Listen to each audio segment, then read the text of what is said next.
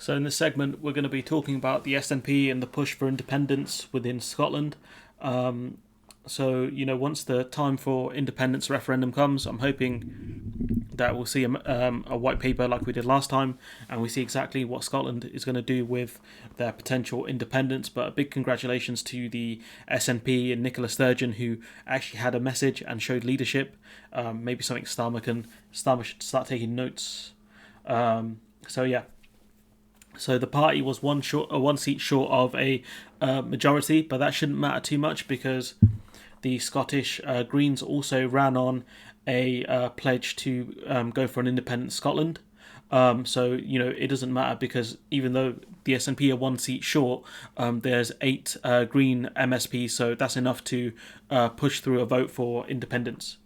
So Ms Sturgeon said her priority was the pandemic, but still intended to hold an independence referendum once the crisis has passed. And there's nothing wrong with that because I think that the pandemic has shown that she has real leadership skills. That she's done lockdowns differently to England. So has Mark Drakeford, to be fair, in Wales. So I think she's shown some decent leadership skills.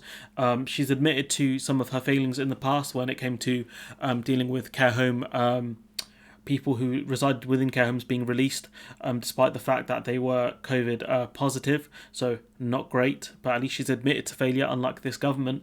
We'll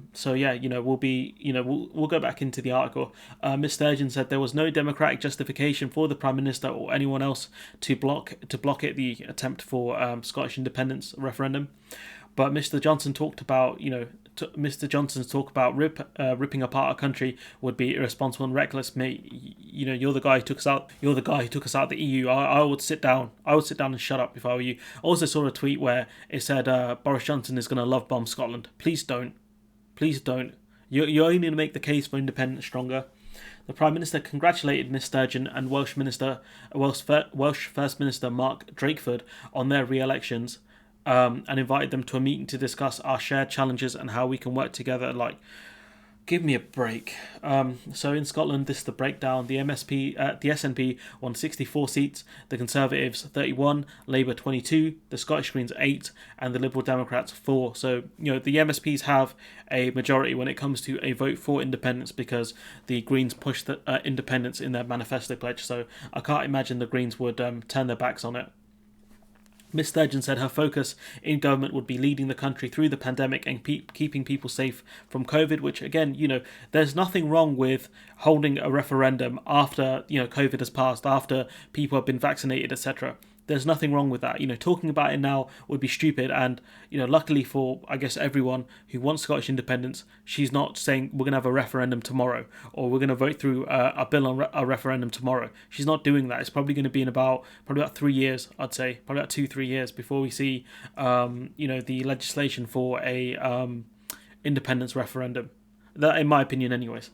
Ms Sturgeon said her focus, we mentioned that. She added, it is then to kickstart and drive our economy with an ambitious and transformative programme for government. That's going to be interesting because I can see them pushing pretty hard on green energy, which is something, people want to see. I want to see it.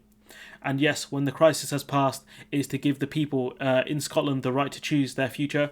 It's true. Scotland should decide because even though they had a referendum before, David Cameron was the one saying that if Scotland leave the UK, leave the Union, they won't be able to join the EU. Now we know that Brexit's happened. Scotland do have that option potentially to rejoin the EU. So, I can see that the case for Scottish independence, especially when you make that point, is very strong because Scotland voted as a majority to stay within the EU. They have voted for pro-EU parties. So it's going to be very hard for anyone to argue otherwise. She said the result of the election meant there was no democratic justification for Boris Johnson to block the right of the people of Scotland to choose our future. And she insisted that holding a referendum was now the will of the country, which I think she's right on. So there's a breakdown of the parties. You can see the MSP, the SNP have a large amount, almost a majority, one seat short, but they've got the Greens to help them. And when it comes to other policies, I'm sure Scottish Labour will have to help them on progressive policies regardless anyways. Otherwise, Scottish Labour are kind of pointless. Some analysis here from Glenn Campbell, saying that she has to form a government that can only be another SNP that could be another SNP only administration. That would be as a minority government, unless she wants to explore a more formal arrangement with the independent supporting Greens to secure an outright majority, which could possibly happen.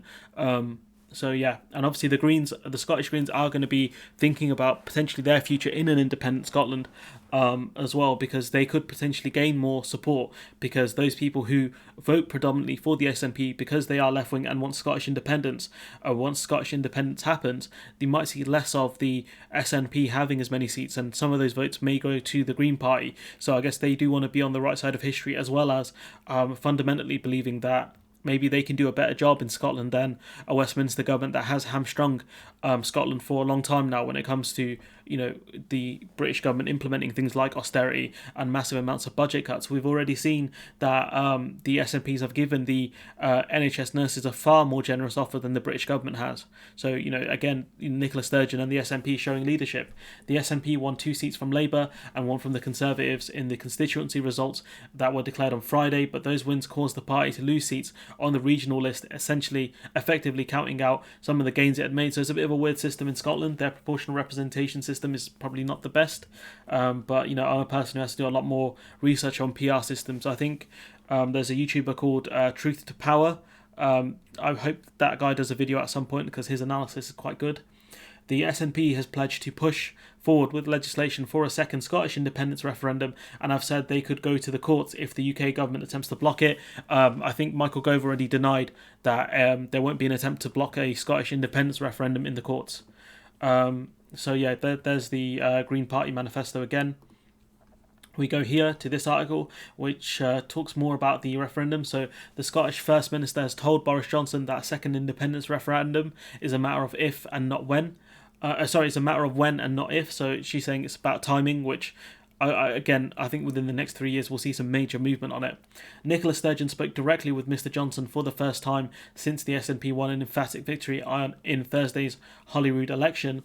A party spokesperson added, the First Minister also reiterated her intention to ensure that the people of Scotland can choose our own future when the crisis is over, and made clear that the question of the referendum is a matter of when and not if. So Boris Johnson needs to really think about how he's going to keep Scotland on side, unless he wants to be known as the Prime Minister who let the Union break apart. Again, I'm not too fussed if Scotland leaves or stays.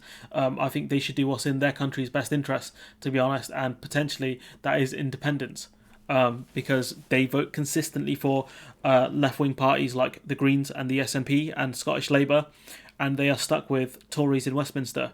It's mainly England that are doing everyone else dirty, so I don't blame them for wanting independence. I really don't. All of those Brexit arguments that people made, wrongly during the Brexit referendum, well, they're going to have to eat some humble pie now, because take back control of Scotland about to take it back, and they're going to decide their own future, hopefully. This is from Adam Biancoff. This is some great stuff here. Asked if the Scottish people are allowed to leave the UK, Michael Gove replies, of course. Asked about how they can do so, he said they can hold a referendum. Asked if the UK will allow them to hold a referendum, he says they won't. So he's saying, yeah, you can leave. How are you going to do it? Hold a referendum. Alright, cool. Are you going to let them do it? No. It's just embarrassing from Michael Gove, which shouldn't surprise anyone, because he's an embarrassment. You've got more here from Robert Peston. There's some decent analysis, saying one reason why it'd be so hard for Boris Johnson to ignore a Scottish Parliament vote for a referendum was that Brexit was supposed to be all about taking back control, and it's not clear why that control should only be for Westminster and not for Holyrood. Given that a majority of Scots didn't want Brexit, it may well feel like tyranny by the English majority over the Scottish minority for Scots to be told the punitive self-determination benefits of Brexit are for the English alone. We also know that Westminster has taken back more control from powers given back as a result of Brexit from the EU, which should have been given to the devolved government. So more fraudulence from the British government, and as Peston points out, taking back control should extend to the Scots. Why shouldn't they be allowed to decide their own future? And they could probably do a better job of running Scotland than the Westminster government ever could. Let's see, is there one more? No, there's no more. That's a separate video, but I do want to see a white paper, on how Nicola Sturgeon is going to fund all of this new stuff. I'm not one of those people who are like, oh, how are you going to pay for it? How are you going to pay for it? I'm not one of those people. But obviously Scotland does predominantly trade with the rest of Great Britain, as something I pointed out in a previous video. And Scotland will, as people have pointed out, have to beef up their ports if they want to go the independence route and then join the EU, because there will be a hard border between Scotland. There will be a hard border between Scotland and England. So it's going to be interesting to see how Scotland kind of get around that. But to be fair, there won't be a hard border between Scotland. There won't be a trade border between Scotland and Northern Ireland anymore. But there will be. To be fair, I can't imagine too many people sending goods directly from Scotland to Wales. They would use England as a land bridge, and also the fact that Scottish exporters do rely on England as a land bridge. So it'd be interesting to see how what Scotland kind of does about that. Will they export fish, say, directly from Scotland to, say, Denmark instead of going through England to France? So again, a lot of interesting questions are gonna be risen for the SNP, but I hope that Nicola Sturgeon can rise to the challenge of running an independent Scotland up until their election comes, where they choose potentially a new leader. But I would rather see them independent and having a left-wing government, if that's what they want, who actually invests properly within the people of Scotland and treats them better than the English government have treated the rest of us in Great Britain and also Scotland. We're seeing potentially a massive NHS. There's going to be potentially a massive NHS shortage. Worse than it's currently now, with doctors saying that there's going to be an exodus of staff, which is something I'm going to cover in a separate video. Maybe Scotland will be better able to keep hold of NHS staff because they'll actually pay them properly, or pay them better and treat them better and hire more people. Maybe that will be the case. Who knows? But all I know is shouts out the SNP, shouts out Scotland. And let me know what you guys think about Scottish independence. There's a lot of passion for it in the comments. Hopefully I didn't come off as a bit of a prat like I think I did a bit last time. But yeah, let me know what you think in the comments below. Like, comment, share, subscribe, and hopefully I'll see you in the next one.